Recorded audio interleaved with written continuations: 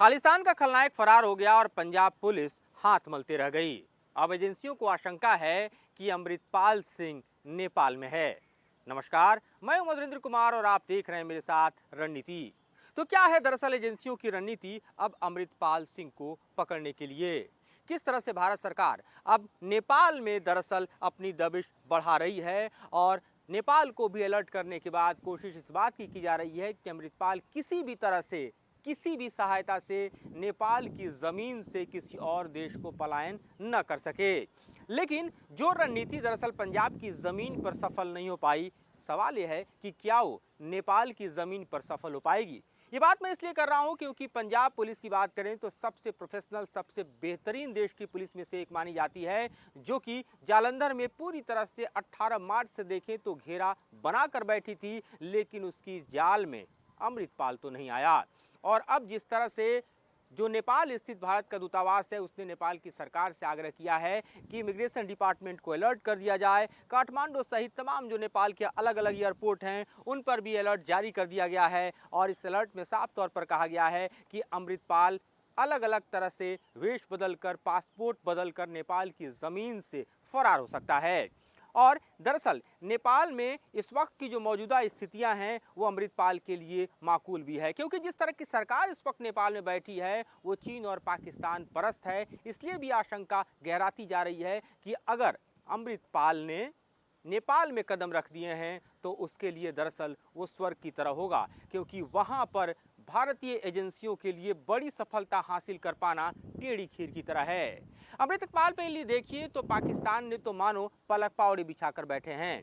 पाकिस्तान की तरफ से अमृतपाल को जिस तरह के समर्थन मिल रहे हैं और जिस तरह से देखा जा रहा है कि खालिस्तान के मूवमेंट को हवा देने के लिए, अमृतपाल को हीरो बनाने के लिए नेपाल की जो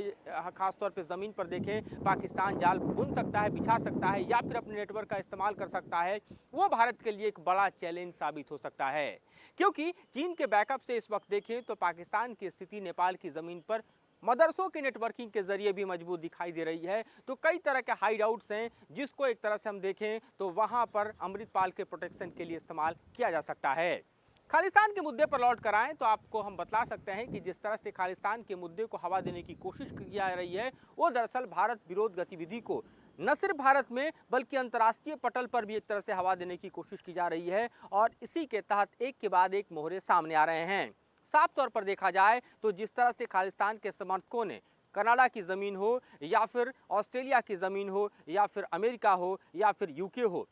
अलग अलग जगहों पर भारतीय दूतावास को जिस तरह से टारगेट किया और उसके बाद जिस तरह के झड़प की स्थितियां नजर आई, चाहे यूके में भारत के झंडे के साथ छेड़छाड़ हो या फिर अमेरिका में देखिए भारतीय पत्रकार जो पीटीआई के हैं ललित के झा, उनके साथ जो है जिस तरह से हाथापाई हुई हो, या फिर आप कनाडा में देखिए कि जिस तरह से मंदिरों को टारगेट किया जा रहा है, या फिर आप ऑस्ट्रेलिया में देखिए जिस तरह से खालिस्तान के झंडे बुलंद किया जा रहे हैं, उसके पीछे की फंडिंग, उसके पीछे की नेटवर्किंग और उसके पीछे का जो समूचा एक तरह से हम देखा जाए तो जो प्लान है वो बतलाता है कि किस तरह से एंटी इंडिया मूवमेंट को हवा देकर दरअसल खालिस्तान को उभारने के लिए जो चीन का पूरा प्लान है वो पाकिस्तान के मातहत जो है आगे बढ़ाया जा रहा है। तो चीन और पाकिस्तान का जो एक कॉकटेल है दरअसल खालिस्तान को लेकर, उससे भारत की जमीन पर तो कोई समर्थन नहीं मिल सकता और वो इसलिए नहीं मिल सकता क्योंकि भारत में जो सिख समुदाय के लोग हैं वो दरअसल भारत को अपने जी जान से प्यार करते हैं। और हमने देखा भी है कि खालिस्तान के खिलाफ जिस तरह से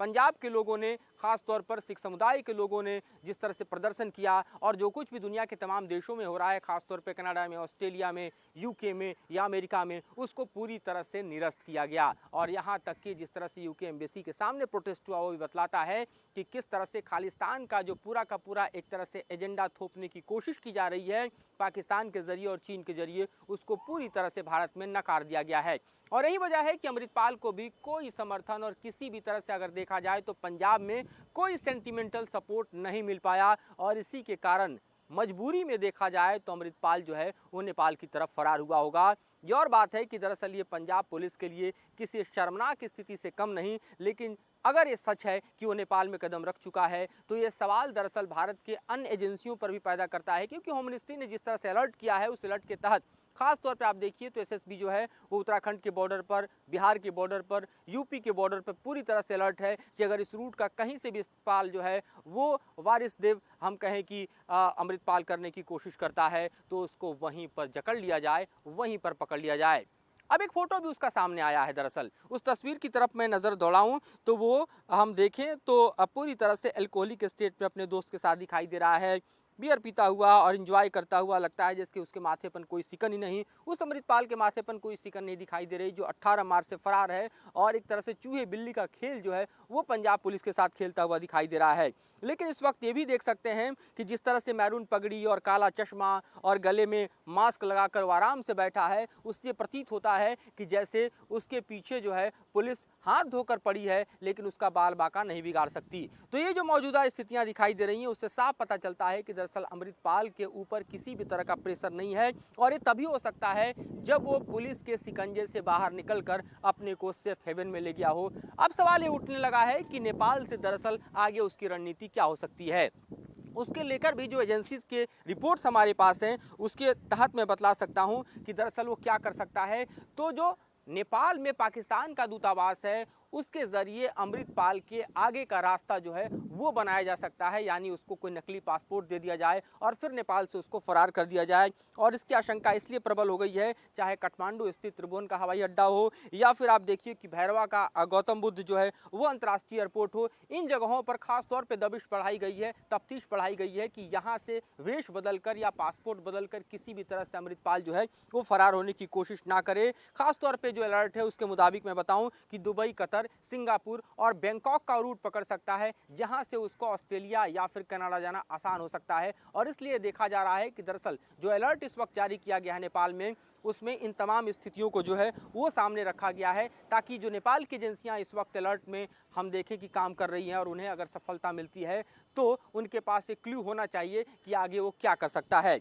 अब सवाल ये भी उठने लगे हैं कि जिस तरह से पाकिस्तान जो है वो सपोर्ट कर रहा है नेपाल को, तो वहां भी दरअसल पाकिस्तान के दूतावास के आसपास भी एजेंसीज को अलर्ट किया जाए। भारत के साथ मुश्किल इस बात को लेकर है कि दरअसल नेपाल में जो इस वक्त की सरकार है वो इस तरह का इंडिया प्रो हम देखें तो स्टैंड को अख्तियार नहीं करती, और इसलिए आप देखिए कि उसका इंडिया प्रो जो स्टैंड नहीं दिखाई देता, उसके चलते भले ही हम नेपाल पर दबाव बना रहे हैं, लेकिन इस बात की आशंका जो है वो साफ तौर पर दिखाई दे रही है कि नेपाल कितना भारत को फेवर कर पाएगा, ये अपने आप में सवालों में है। सवाल इस बात को भी लेकर उठने लगे हैं कि जिस तरह का एक तरह से सेंटीमेंट और सपोर्ट जो है वो पाकिस्तान के पैसे से जो कि चीन फंडेड है, जिस तरह से हमें एजेंसीज के जरिए पता चलता है, उससे जो मूवमेंट खड़ा करने की कोशिश की जा रही है यूके में या फिर अमेरिका में या फिर कनाडा में, ऑस्ट्रेलिया में, वो आगे किस तरह से बढ़ पाएगी। क्योंकि अगर हम बात खालिस्तान की करें तो क्यों नहीं आखिरकार लाहौर की तरफ ये मूवमेंट आगे बढ़ पाता है, जो कि मुख्य रूप से देखा जाए तो सिख लीडर्स जो हैं उनका सबसे बड़ा साम्राज्य का गढ़ रहा है। क्योंकि भारत को डिस्टर्ब करने की पॉलिसी के तहत जो है ये पूरा का पूरा बवाल और पूरा का पूरा बखेड़ा खड़ा किया गया है। लिहाजा इस तरह के हीरो उभारने की कोशिश किए जा रहे हैं जो कि खालिस्तान के मूवमेंट को हवा दे पाएं, लेकिन किस तरह से अमृतपाल की हवा निकल चुकी है उसका अंदाज़ा इसी से लगाया जा सकता है कि अब वो फरार है, और आशंका इस बात को लेकर है कि वो नेपाल में है और वहाँ पर दरअसल जो पूरा अलर्ट जारी किया गया है, जिस तरह से दबिश बढ़ाई जा रही है, उसके तहत समझा जा सकता है कि वो आगे क्या करने वाला है।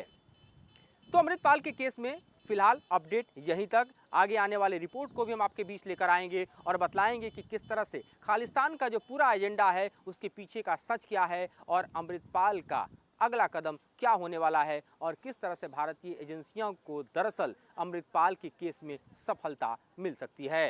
फिलहाल मुझे और मेरे वीडियो जर्नलिस्ट अतुल राज को दीजिए इजाज़त।